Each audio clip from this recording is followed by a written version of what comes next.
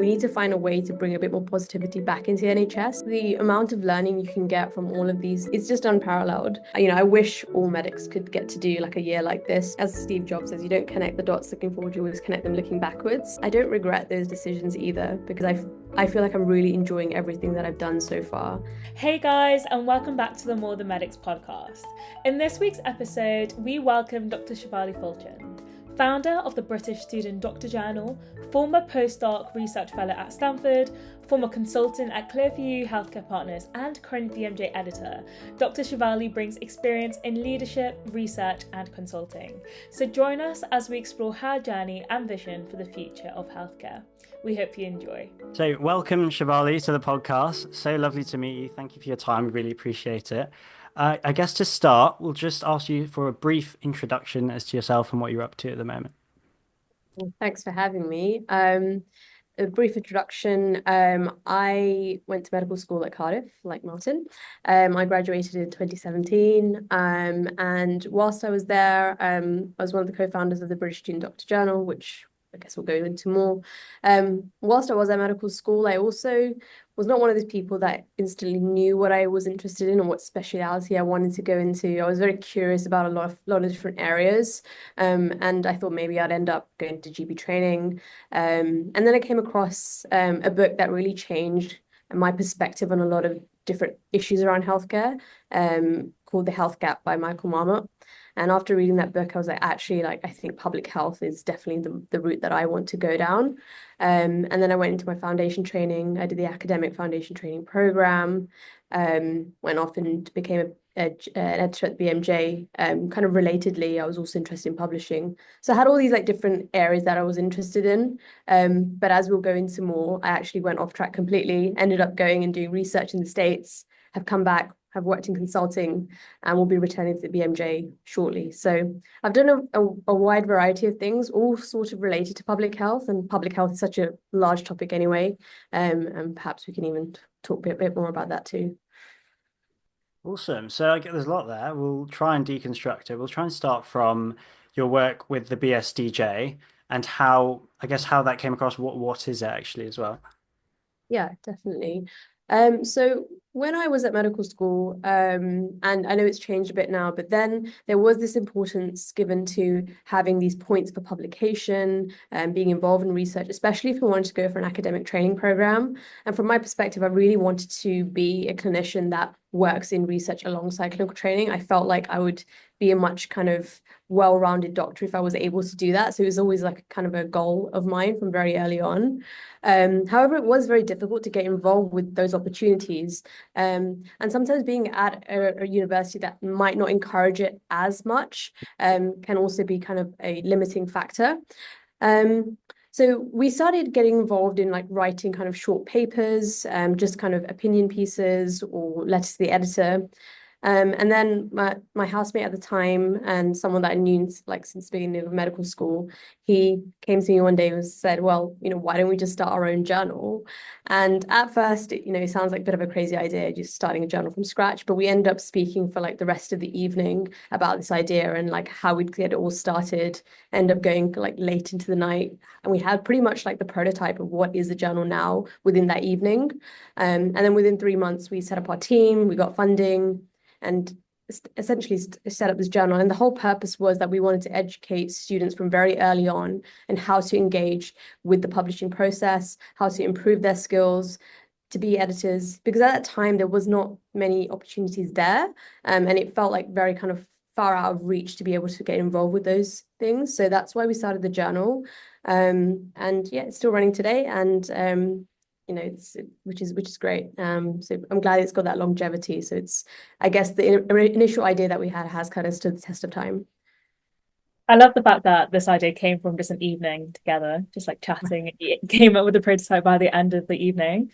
What were some of the challenges that you faced starting up? Because I'm thinking you've mentioned funding, for example, which can be a really big factor for different organizations or different projects that people are trying to create. So what challenges did you face when starting up? Yeah, there was a huge amount of challenges. And I think when you have a new idea, it can be really exciting that you just want to do it. But it requires actually a lot of patience. While we managed to do a lot of things within 3 months, there was a lot of excitement in that 3 months. But the excitement eventually goes down because you've got other things coming that are also important, like exams, you've got to apply for things, you start working. And I found the challenges came when you're always like balancing those things. And this was something that we weren't getting paid for. This was something we did out of our own time. And while it's a lot of fun, it takes a lot of energy. So especially like in foundation years when you're working so many hours, like making sure that you're keeping on top of this is something that was a challenge. And essentially because this is something that is your baby, you've got to look after it and it's always going to be there. So even now, I'll still get messages or kind of emails about it. So it's when you start something, it's nice to see something all the way through. So having that kind of patience to take it through is like one of the biggest challenge, but also like very fulfilling and rewarding to see it from the other side, I would say. The other challenge, like you mentioned, funding, that is always a big issue with any sort of idea like this, like even this podcast, I'm sure, is that there needs to be something or someone to put money into it. And ideally, you don't want it to be out of your own pocket. Like people can be very passionate about things and you want to do it, but ideally someone else supports you to do it because if you're giving your time, someone should be able to give you the funding. And luckily at the time, Cardiff were very supportive of the idea. But I think that goes into that you need to have people that are backing your idea. So it's very important to get the buy-in early on, and having those stakeholders that support you, particularly people that are more senior as well. And how did you get that buy-in? What did you do to kind of attract people to that idea, especially like you said, the seniors? Yeah, it's a good question, actually.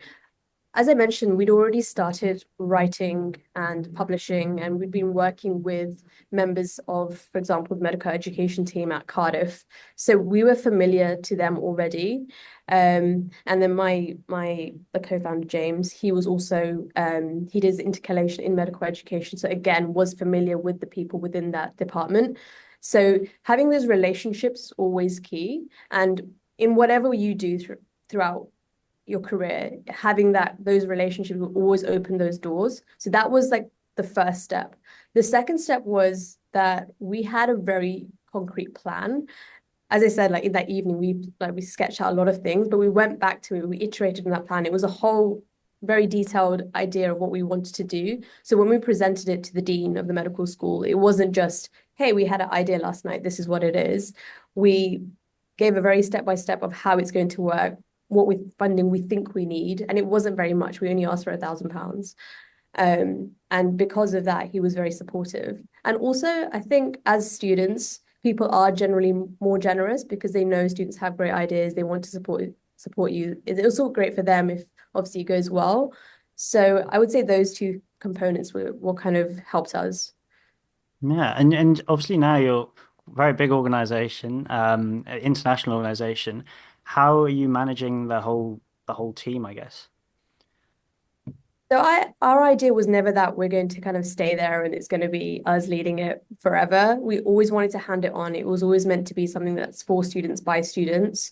And now actually we've got two editors in chief that are overseeing the journal. They're in charge of kind of like the day-to-day running of the journal. So actually we've taken a significant step back from it. We serve more as kind of an executive role, helping if there's like any kind of directional issues or kind of I don't know, like things that you just know from working with the journal for a long time.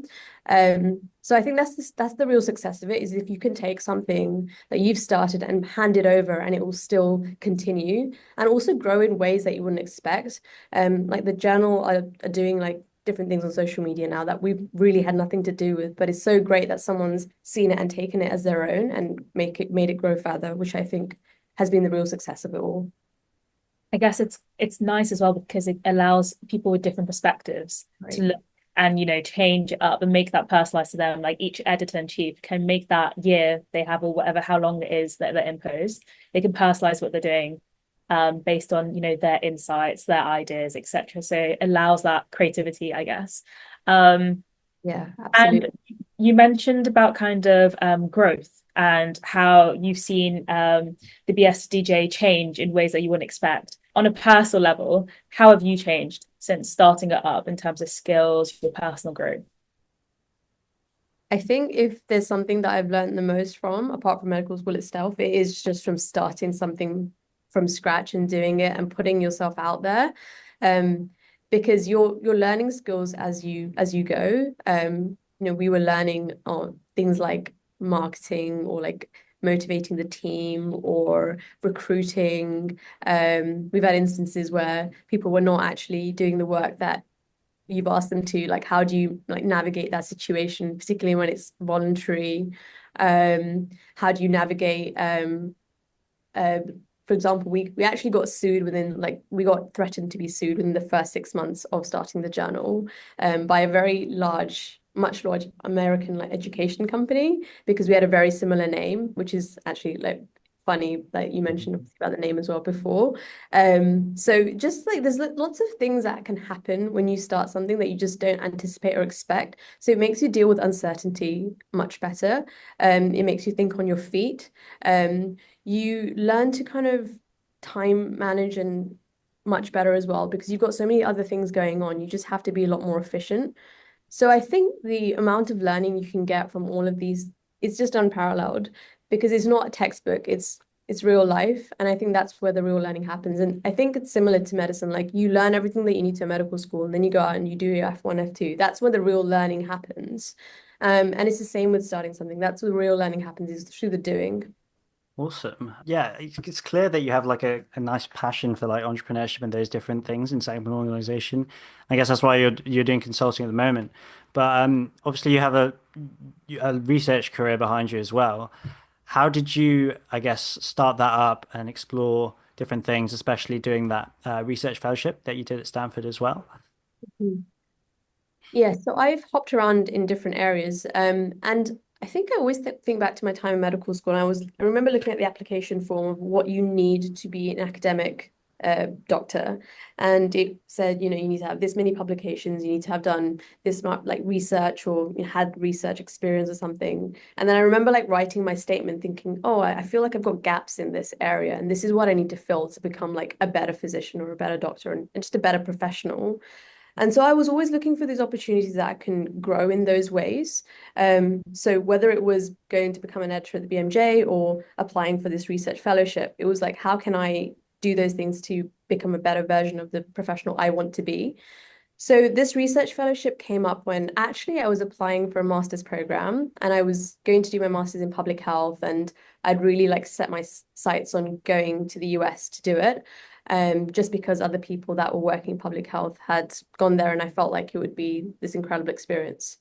Um, at the same time, I heard from my friend that actually there's a post at Stanford, a research fellowship, and it was not something that I'd really expected to do. It was kind of on my radar, but the more he told me about it, I thought actually this is such again an interesting opportunity because it was a job, so it meant like I was doing rather than just learning. And as I said before, like the learning really comes from the doing rather than just textbook.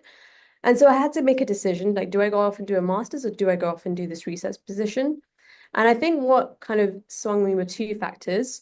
One was that I would be going off to California, to Silicon Valley, and I felt like being in that kind of environment was something that I never thought I'd be exposed to. And it kind of felt very mythological to me, like going to this place. This is something you hear about, but don't really like, know what it is. So that was like one swing factor. And the second was that it was going to be a job rather than just like a master's program, which is how I ended up there. What did you do during the fellowship Mhm. itself? So this is something I don't think like many UK doctors are very familiar with. But in the US, they have postdoctoral research fellowships, which are available to medics as well. And you don't need to have done a PhD because whenever I talk to someone in the UK, they say, "Oh, have you done a PhD?" I'm like, no, I haven't. Mhm. And you just need to have done your medical degree, and then you can. Essentially, people in the US do this to support their application onto residency programs because it's so Mhm. competitive. So anyway, that's how I came to know about it. And the research fellowship itself, each are very specific to a specialty. So this one was in dermatology.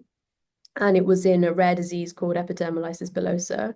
And we were conducting clinical trials in collaboration with pharmaceutical companies, also doing observational like studies as well alongside that, but very much focused on this like rare disease. It was a little different, obviously, to kind of the more public health track that I was interested in. But when I did speak to the professor and the postdoc that was in that position at the time, they said that I would get a lot of like experience and skills that would kind of complement any field. And I think that's very true. It didn't really matter which specialty or like disease area I worked in, but the skills that I gained, the research skills, the kind of more direct experience of working clinical trials is something that I feel like you wouldn't otherwise get. So, which is why it was such a great opportunity. Awesome. And which sort of what sort of skills and experiences do you think helped shape how you do things now? Yeah, I think one of the big things is that I felt clinical trials felt like a very conceptual idea, something that you read about at medical school, not necessarily understand what the kind of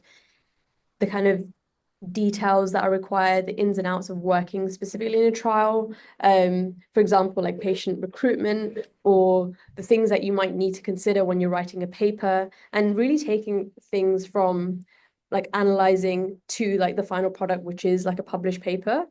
So going through that entire process, I think gives you a very different perspective.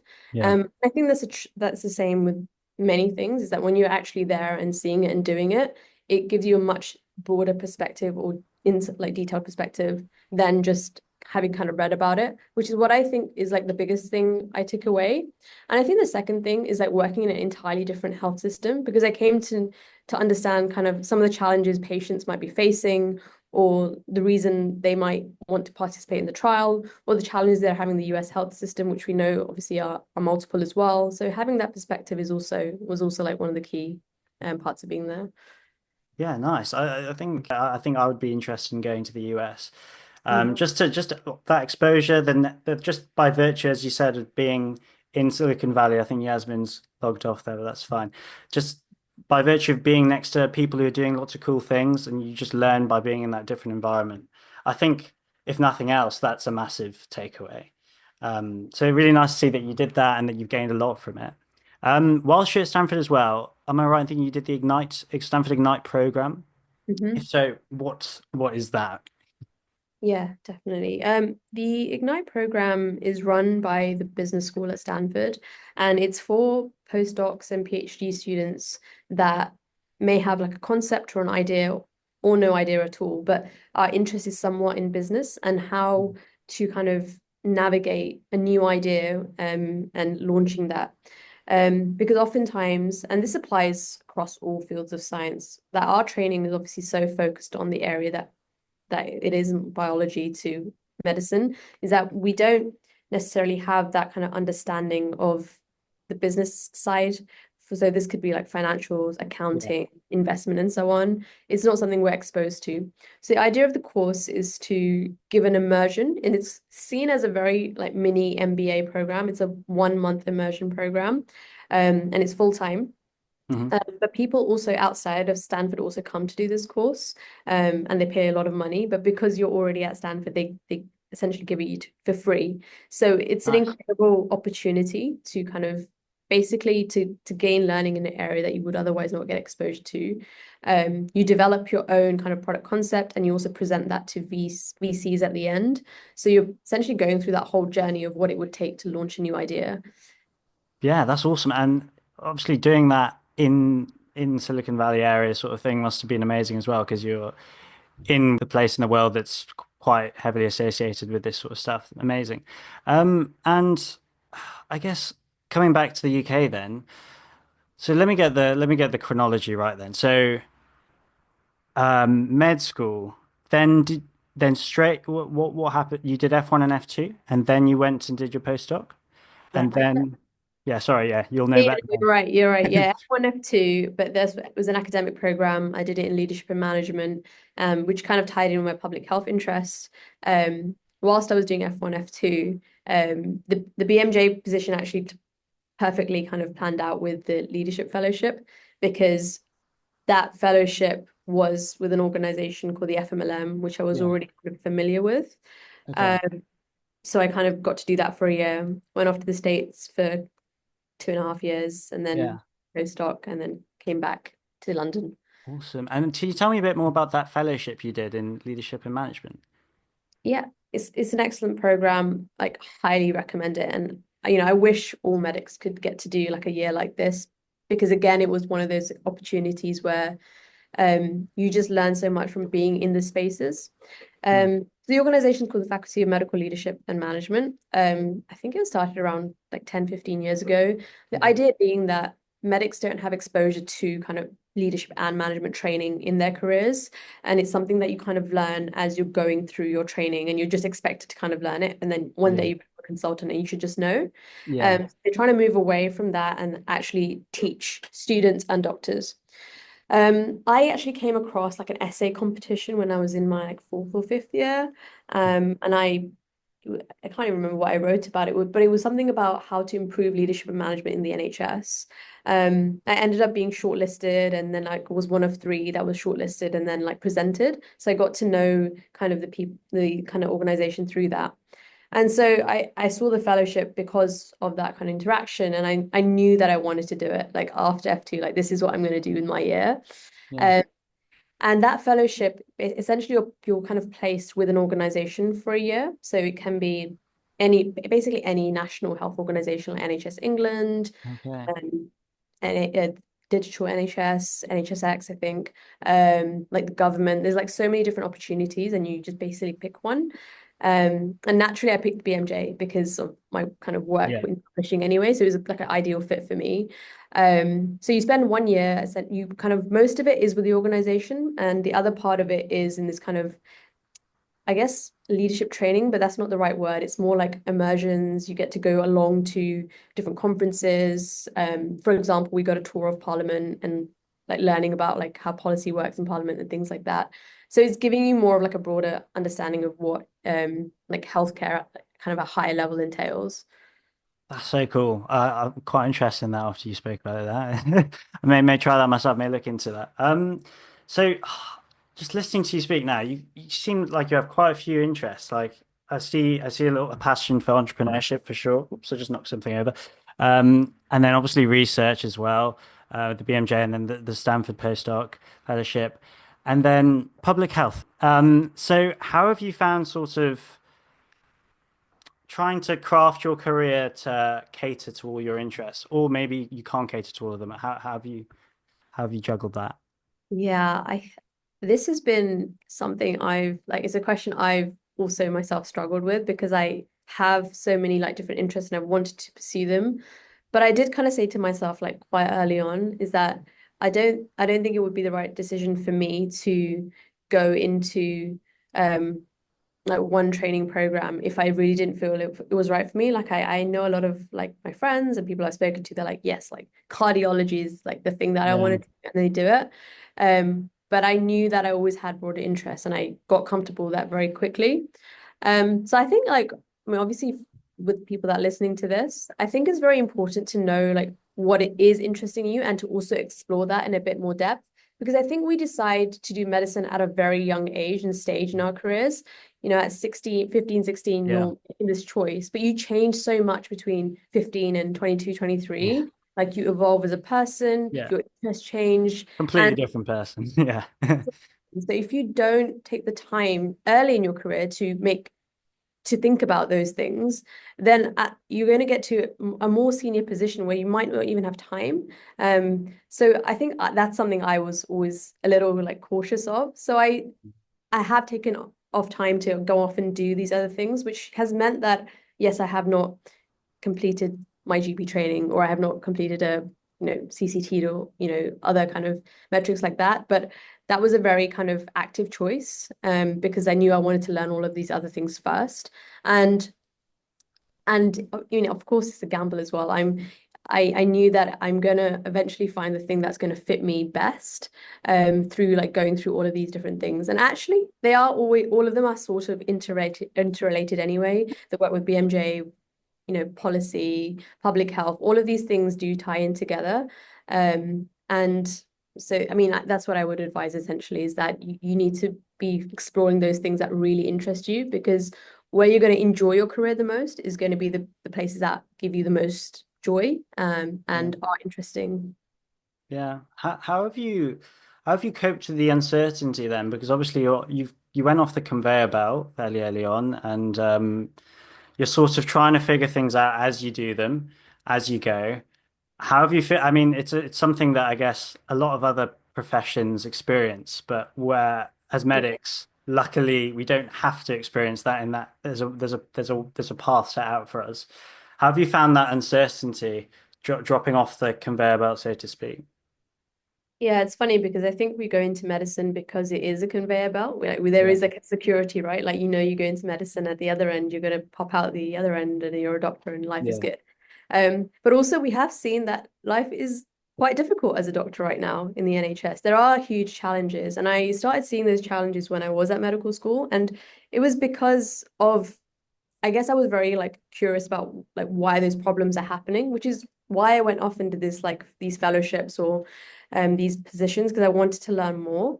Um, so I think I knew that I wouldn't be satisfied just being in the NHS and just complaining about those problems. So I felt like I had to step away from it to kind of get a broader perspective of, what it like why is healthcare the way it is. And I guess, yeah, maybe at times I felt like, oh, maybe I should have been in a training program. But once you start following your interests, other things always like automatically start coming up. And that's what I've kept finding. So I don't regret those decisions either because I feel like I'm really enjoying everything that I've done so far. And that's what a career should be about. And I think that's why we went to medicine. Like you want to feel fulfilled by the work that we're doing. And medicine can be a very fulfilling career.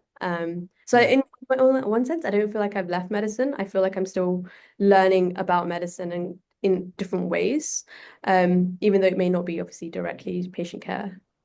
Yeah. I think it's just, yeah, understanding that there are stepping stones, and going to one thing, you may not see the full length of your career laid out in front of you, but it almost certainly will lead to another thing. I think it's just having the confidence to take that first step um, to doing whatever your passion or interest lies in, and going against the grain in your situation as well. Like I think you were quite an early adopter in the idea of sort of maybe dropping out of conventional medical training and doing something quite different. It's something that we all think about nowadays, maybe as med students and resident doctors. But no, really nice that you had that sort of forward thinking approach so early in your career. Something, yeah, I an early adopter. I didn't think of it that way, but perhaps it was, or probably like an early person frustrated with the system. But anyway, Mhm. but something I heard like early on, like obviously been said like so many times, but it is very true, is that you don't, as Steve Jobs says, you don't connect the dots looking forward, you always connect them looking backwards. Mm.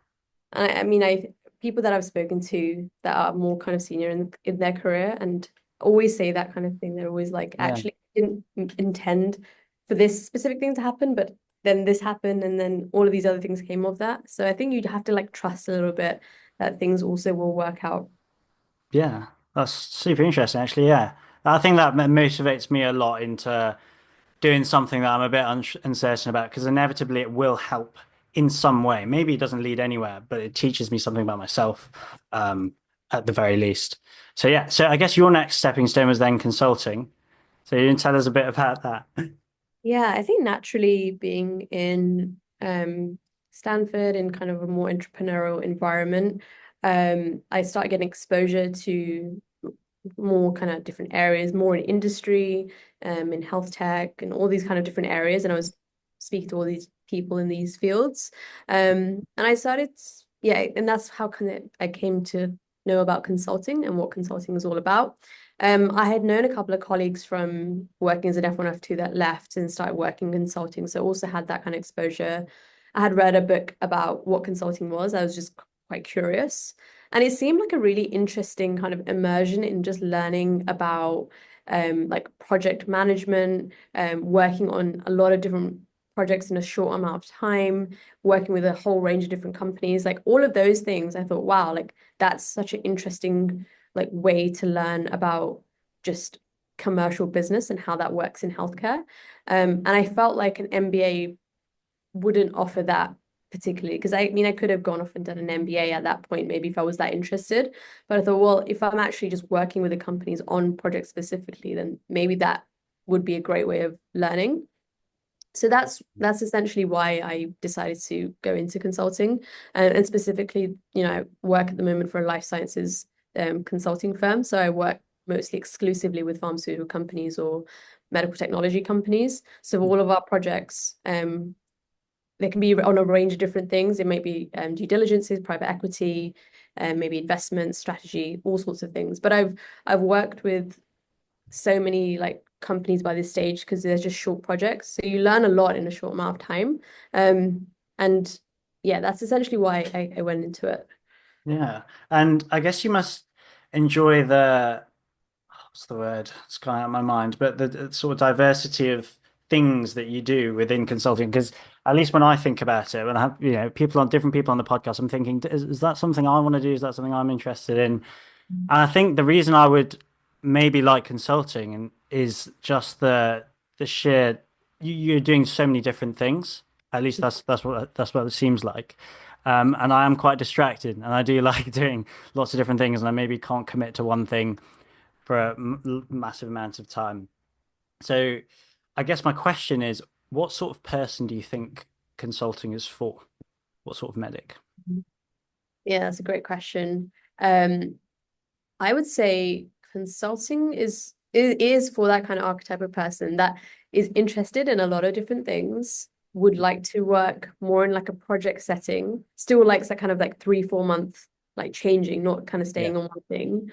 But also someone that's more interested in kind of more of the business side of healthcare, the commercial side, has interests in perhaps more thinking about kind of the kind of management level, type of approach. I think that's the kind of person it's for. You do have to step away a little bit from the science, depending on what firm you're working for. So you have to be prepared to kind of let that part of medicine go to one side. Right. So if you're okay with that, then I think consulting could be a good option. You mentioned how within the role you kind of have to let some of medicine go to the side. Um, and I think a lot of medics struggle with the idea of actually entering into a different industry like consulting. So, what was your biggest kind of fear about transitioning from your clinical to then doing consulting? Yeah, I think this also ties in with changing around and trying different things. I feel like I've had kind of F1, F2 of like clinical medicine. I've done a research mission, which was like a F1, F2 of research, and I've done my F1, F2 of consulting.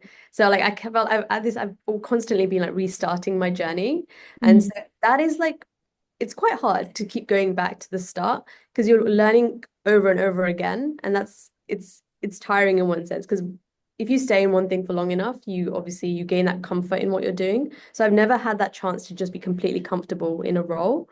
So I think you have to be okay with that you're not going to know, that there's going to be people that have been at the company for like 5 years or something. So they're going to know everything and know exactly what they're doing. And so I found that really hard in like my first 6 months, I would say, is that you're just completely learning from scratch. You have to kind of leave everything that you knew behind. Mm. Um, because people may have done degrees in like business and so on, coming at 21 and have been doing this. So they're doing this from a very young age. So I think it's being okay with letting that go, and then like learning something new. But the acceleration in consulting is very fast, like within that 2 years. And this is what they always say with anyone that comes into consulting is that first 2 years, you're going to learn so much very quickly. It's going to be tough, but you're going to learn a lot.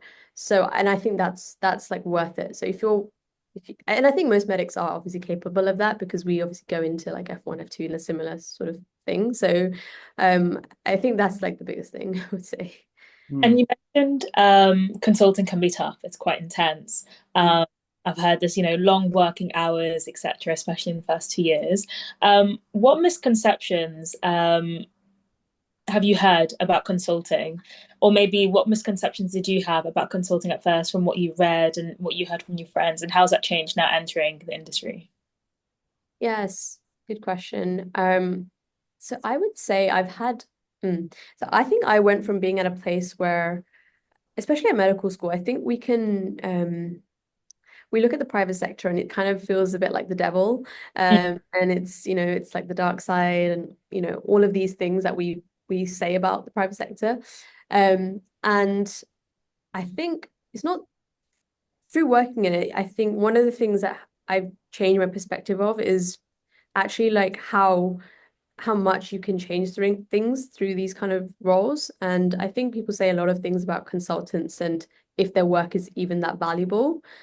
But, people do take on the recommendations and you're actually making like pretty high stakes recommendations and pharma companies will obviously use that in their like strategies. And some of the projects I've worked on like a specific like disease space and it's kind of helping them to build their strategy for like 10, 15 years. So these are actually like very big projects.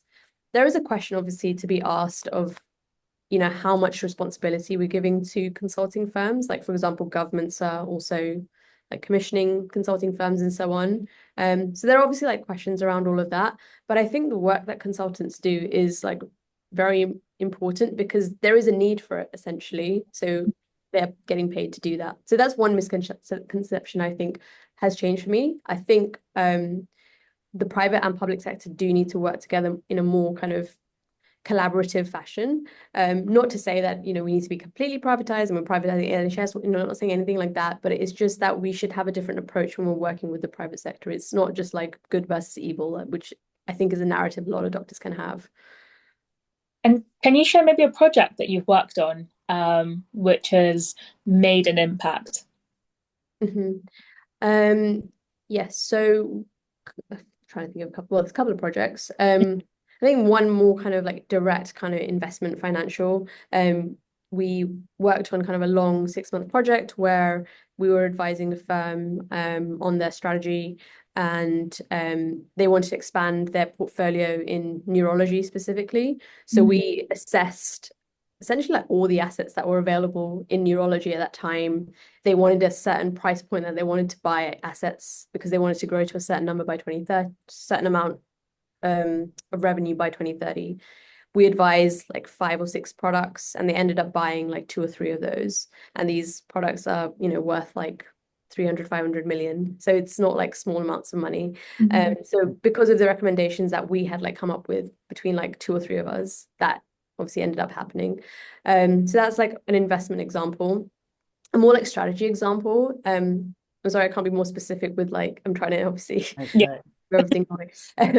But working again with a large pharma company in obesity, so very topical. But this company is like looking to expand into other disease areas within cardiology. So we were advising on how that space is actually going to change over time. So that was more science-based. We were trying to predict how treatment would change of this disease over time. And because of this whole like, we essentially mapped how the pathophysiology is linked to every mechanism of action. We did this whole exercise both commercially, scientifically, and they have used those mapping in their firm, and that's how they're going to essentially position their new drugs in line with that strategy. So there's a lot of thinking involved, which is why it's so rewarding, I think, is that there can be a lot of thinking that actually sometimes in medicine I felt was lacking. Like we just follow a lot of protocols at times, but to think critically, take a step back and like how you would actually go about treating a condition if you were to go from first principles is quite exciting, I would say. Yeah, and I think it's the thinking as well that Yaz and I enjoy in doing more than medics as well. I think especially at med school, maybe as a doctor as well, obviously, but it is just learning. It is just learning. Learning. Yeah, learning pure protocols and yeah. So having this as a sort of outlet for us has been really nice because we have to think, okay, what do we want to do next? And there's so many different areas of what More Than Medics does and can do that we can really let our creativity go. And it's something that I've just never really experienced with medicine. And I'm so happy I've realized that this is something I enjoy and I want this to be part of my career in some way. Maybe it's not through More Than Medics, or maybe it is, or maybe it's within something else I do, but I just really enjoyed that creative aspect that I think, yeah, as you said, is lacking in many ways. So Yeah, and like you say, like once you get that kind of like taste for doing it, you want to do more of it. But also it will make you a better doctor for doing those things because it stimulates your interest in something, and that interest you take back to medicine. So I think it's really important that medics are given that opportunity because it's your careers are long. There's actually a great organization called 80,000 hours, just based on the concept that you have 80,000 hours in your career. Like, how do you make the biggest impact? And when you start thinking about your career in that way, I think it really like changes your approach to it. Like, our jobs are not just there to go and earn money. You're there for a significant amount of time every day. So you need to find a way of, one, making it interesting for you, but two, like, how are you going to actually use it to make the difference that you want to make? And if you're not, or you feel like unfulfilled, then you need to start thinking about like, what can I do to like change that? Yeah. Yeah, I think that's something I'm jostling with at the moment. Like, I've had a privilege of a good education. My parents have been very nice and send me to a good school, and I've like gratefully made it into med school. How do I make the most impact? That's something that's on my mind quite a lot. And so I will give that book a read and I will keep thinking. But I guess I'm interested. So consultancy, what advice would you give to med students or early sort of career doctors or myself? What advice would you give to us as to how to maybe pursue a career potentially in consultancy? Mhm. I would say even whatever it is, consulting, there's all sorts of things out there now. Is that you first need to do your research and do your homework. And the best ways to do that is to start immersing yourself in that kind of environment. Like, one, it could be talks, but also just reaching out to people and talking to people that are working in those companies. Like, I would just message people on LinkedIn and just ask to talk to them. And yes, people won't reply, but actually like a lot of people do. So like really invest time in that. And I'm not gonna, yeah, I won't sugarcoat it. It's not easy to like change from like one profession to another. Like, it did take me a year to make that transition process into consulting. There was a lot of like gaps in my knowledge about certain things. So, and I was kind of doing it from, because I hadn't done an MBA, for example, and that's generally how people go into consulting afterwards or after undergrad. So there was a lot of like background reading and learning. So you have to like have that time investment. So it might be difficult to do if you're in a full-time job as a doctor. So you need to like set aside time to do that research. Yeah, the second thing is like those relationships, talking to people. And I think the third thing is really starting to understand yourself and what it is that fulfills you, because you might just change into another thing and realize that actually you don't like it. But if you know that you're going into it for like a specific reason, or like you're going to learn something, like just pressure test if that thing is really what you're going to get out of it. So I had like spoken to a lot of doctors, for example, before I applied, and I realized that I'm going to learn all about kind of like managing a project. I'm going to learn about working with lots of different companies. And I was like, okay, even if I'm not very good at this, like I'm going to learn all of these things. I'm going to be okay with that. So yeah, probably those three things are what I would say. That's amazing. That's really useful. And I guess just to circle back the conversation, one of the things you mentioned at the start that really kind of shifted your perspective on your career, or what you decided to do from then onwards, focusing more on the public health, was the book that you mentioned. So you said it's the Health Gap book, and I just wanted to touch up, what was it about this book that really changed your perspective on choosing a different side to the career, focusing more on the public health aspect? Yeah, so it wasn't so much kind of the content of, I think it was the way that it was conveyed. Mm. Because we had some of the content that he mentioned within lectures, and I think at the time I was kind of a bit dismissive. It was because it was something like, so this is one of his key like policies. So I don't want to, obviously it is very important, but it's something like every child should have like the best start to life. And I think that was presented to me in the lecture, and I was like, well, that's obvious, right? Like, every child should have the best start to life. Like, I know that. But when I went and read his book, and the way he like presented it within the book, and how actually like public health and those policies that you make within public health can make those differences, that is what is so important. And that's why public health can have such an impact that it does, because obviously it's at the largest scale. So I think the way that those ideas were communicated was very important. And I think that's really important for teaching and educating students, is that how are we conveying ideas, and if it's not presented in the right way, it can leave obviously like a very different impact. But yeah, that's like the kind of key impact that had on me, I would say. No, awesome. And I guess to maybe finish off now, I just want to talk about your current role and your current sort of position, what you're thinking of doing with your career. I think you mentioned you're maybe going back to a full-time BMJ editorial role. Is that right? You tell us maybe why. Yeah, well, I guess I've gone off and done like lots of different things. So I think I'm getting to the stage now where I'm starting to see what is really calling me, what I really enjoy.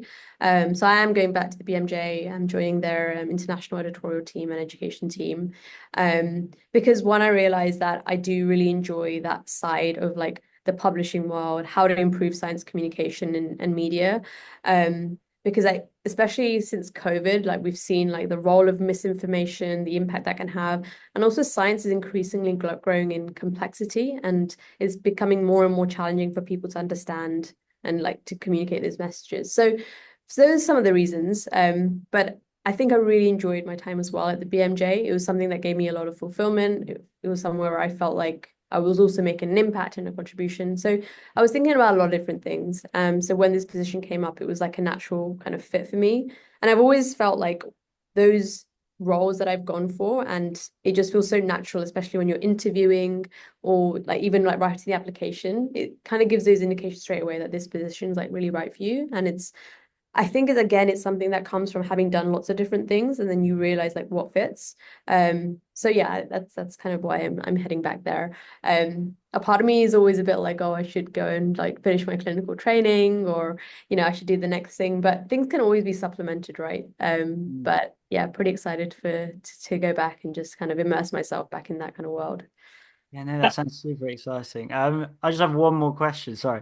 Um, Looking at your colleagues, your medic colleagues who've done a sort of conventional career, what are the aspects that you think, that's quite good that, or the aspects as well that maybe you're more happy with your current career? How would you compare and contrast yourself to your colleagues who've done sort of the conventional path? Um, okay, I'll start with what they're doing better than me, or in. I think it's nice for them to, so the colleagues that they have like finished their training. They can like take time off, whether they want to just go and locum a bit or they want to like a salary position. Like they have that kind of stability in one sense. It's they I also envy like the amount of courses that they can go on and conferences, something I couldn't really do in consulting. I was always working, so I didn't have that time to like go off and learn new things, which is something that I want to have a bit more time for. Yeah. And also third, I think the patient contact is like really, it's such a key part of medicine. I just felt like during consulting and I mean in research I did, but you don't obviously get to use those skills and it's such a big part of what we learn. So I definitely miss that a lot. And I think that's often what would want me to go, why I would want to go back, if like one of the biggest reasons.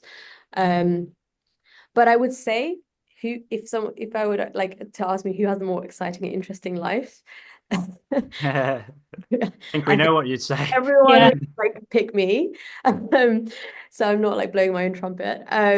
Just because like I have done all of these different things and I'm always going off to different places. So like it has been more fun, it has been more interesting. I've met all sorts of like different people from different perspectives and backgrounds. Because medicine it is a bubble at the end of the day. Like you're at 6 years, 5, 6 years with the same group of people pretty much. So you start thinking in a very particular way. So it's important to be able to step outside of that and actually engage with people that are doing other different things, because I think I don't know, it just opens up different ideas that you wouldn't have even thought about. So I think that's like the biggest thing for me, which I really love. I love that. And also, I think the reason why probably your career is more fun is because you've chosen things that you've actually enjoyed. Like it provides you that fulfillment. And I think a key word you mentioned earlier was natural. You said like the interview process, just applying, working in those areas felt natural to you. And I think that's exactly what we hope everyone can aspire for. Having a career that feels natural, that feels, engaging, you enjoy what you're doing. And I think that's the main thing. And I want every medical student and doctor to feel that way about their careers. And that's because at the end of the day, like what we're doing is impacting people's lives so directly. So if we're enjoying what we're doing and um, I think that's the biggest way we're going to be able to make a difference. So I think that's just so critically important to give students and doctors like that flexibility to go and do those things, because it will make us better clinicians. And I see my friends that work in the NHS, and it is a very difficult place to work, and there's a lot of challenges. But I think one of the biggest things that I found previously working in the NHS is that it can be an environment that can bring you down because of like that negativity and like the complaining about it. But and obviously like there are a lot of challenges, but we need to find a way to bring a bit more positivity back into the NHS and have that sense of enthusiasm about being doctors. And Yeah. I think that's what's really missing at the heart of kind of medical practice at the moment. Yeah, I think one of the things we'd like to do as an organization as well, in whatever small way we can, is bring back that sort of sense of positivity that I feel like is like just missing really. And if we can make people sort of think more positively towards their career and how they can make an impact in their lives, and that there's lots of different ways that they can do so, and ways that you've explored yourself, I think people can live a much more fulfilling career, and they can do a lot more impact, and they can do both simultaneously, which is amazing. So that's the main thing for us. I think that's one of the main motivations for me personally as well in doing More Than Medics. Yeah, Um, we need more initiatives like that. So absolutely great, as I mentioned before, that you're doing this. We need doctors yeah. and feel really inspired by the work that they're doing. And so I hope like we continue growing in that way. Yeah, no, looking forward to it. I guess now to finish, we're taking too much of your time already, but what is sort of the main piece of advice or last sort of note you'd like to leave with med students and resident doctors listening?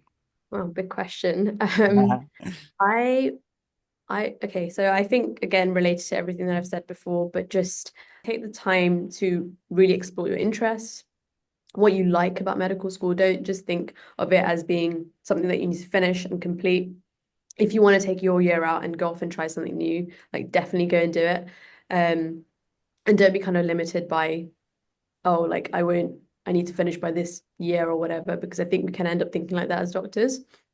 And I think the second thing is that it's very important to start thinking of your life like holistically. Another book that I read was quite pivotal in this is it's called How Will You Measure Your Life? And it's by Clayton Christensen. And it's just starting to think about, what it is that motivates you and fuels you, and but also like what is important kind of more broadly to you, because I think those are all parts of having like a fulfilling career. So I think those are my two biggest kind of takeaways, I think, so far, and what I'd recommend. That's fantastic. Thank you so much, Dr. Shivali, for all your time today. Thank you for being more than a medic, all your diverse interests. I think it'll really engage the listeners. I think they'll be very inspired. You've definitely inspired us today. And we look forward to seeing your amazing work returning back to the BMJ. Thank you.